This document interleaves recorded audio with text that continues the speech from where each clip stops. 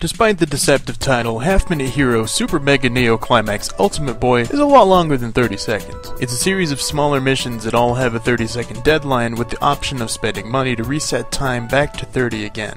Number 1. Story and narrative. Bet you're thinking, story in 30 seconds, what the frick? But there really is a story in this game. It starts off really poking fun at long RPGs in general, but continually grows into this beast of a story itself. The spell of destruction can end the world in 30 seconds, and being just a normal dude, you can't possibly grind monsters, talk to NPCs, and go shopping in that short a time frame, so the Goddess of Time comes to help you out, if you have the money. This leads to interesting choices, but that'll be in the gameplay section later. This is the story section. For the first bit of the game, it's mostly focusing on getting you used to the 30-second deadline and poking fun at common RPG tropes. I mean, it starts with you as just an unnamed hero with a sword out killing wildlife for the king and just goes up from there. About 3 to 4 missions in, it really starts to get interesting when it's revealed who is behind the spell of destruction. It's not just guys who happen to find out, but someone deliberately teaching it to them, so then your motivation changes to tracking it down while also dealing with every new evil lord that pops up with the spell. Every character is full of personality and is really memorable somehow, considering you only really meet them for a couple seconds and they leave after you finish the mission. Just through Hero 30, you meet a bunch of really cool and really funny characters who will help you out. Even the bigger villains are pretty memorable. The Black Knight and the Reaper in particular stand out just because of how different they felt compared to other bosses. After finishing Hero 30, you unlock more modes which each have their own story. If you play the updated graphics mode, it condenses them each into one mission,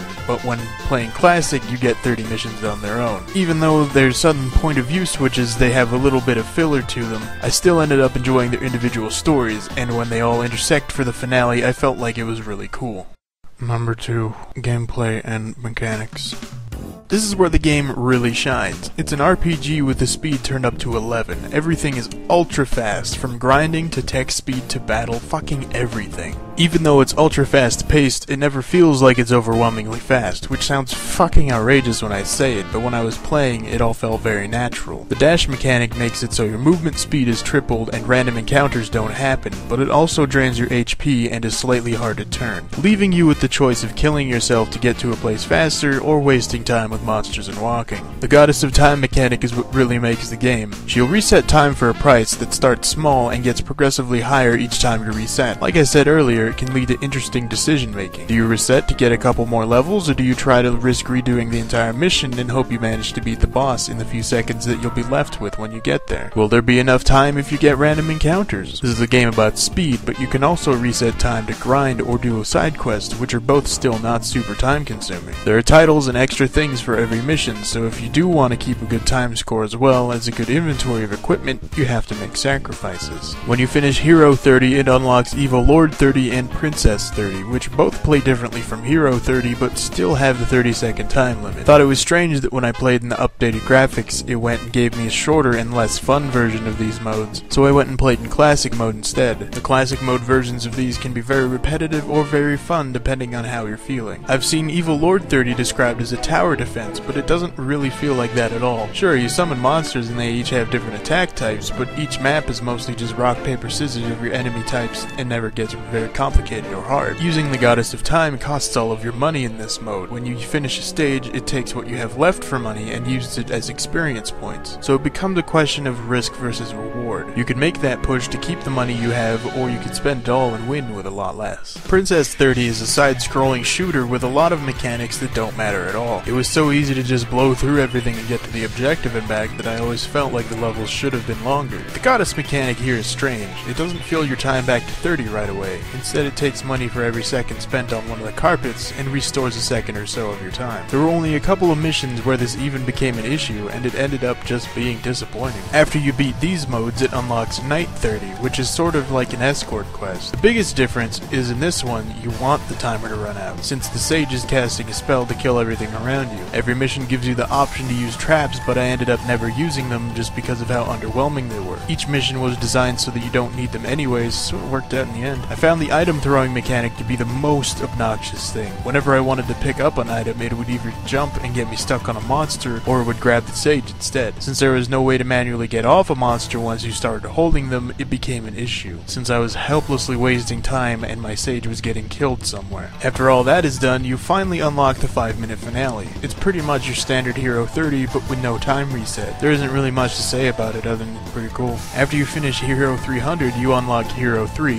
which is just impossible. Number 3. Art style and presentation. Depending on if you're in classic mode or not, this game can look very different. Classic mode is your typical super deformed pixel RPG look, while the upgraded graphics make it look like a typical Flash game. I played through Hero 30 in the new graphics, and when I learned Evil Lord, Princess, and Knight all had expanded gameplay in classic mode, I made the switch and didn't regret it. I thought it was strange that classic mode had these well-drawn anime-style pictures in certain places, while the upgraded graphics ironically did everything with the newly drawn sprites.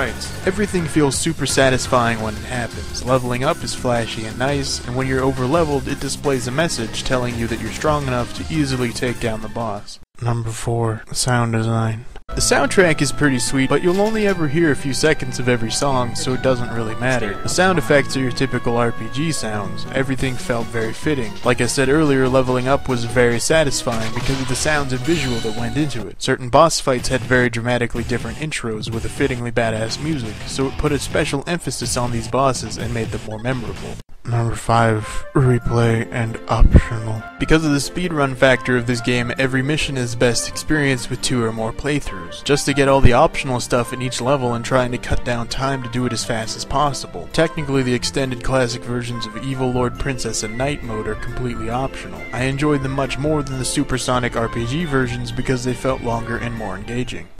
I had some trouble getting into it at first. After I got through the first few levels of it, establishing the game's mechanics, it really drew me in and then I was hooked. I felt it was strange when I read about Evil Lord, Princess, and Knight being different gameplay styles after I'd finished them, found out they were different in Classic mode, so I ended up playing in Classic through the rest of the game. Overall, Half Minute Hero is a very fast-paced, very fun, very satisfying game. It proves that an RPG doesn't need to be ultra long to express a good story with equally interesting mechanics. The only parts it was really lacking in was difficulty. Hero 30 gets progressively harder because of length, but Princess, Evil Lord, and Knight were all very straightforward, but never got overly long or difficult. All in all, I think this game was worth more than 30 seconds and well worth the $10 to $15 spent on it.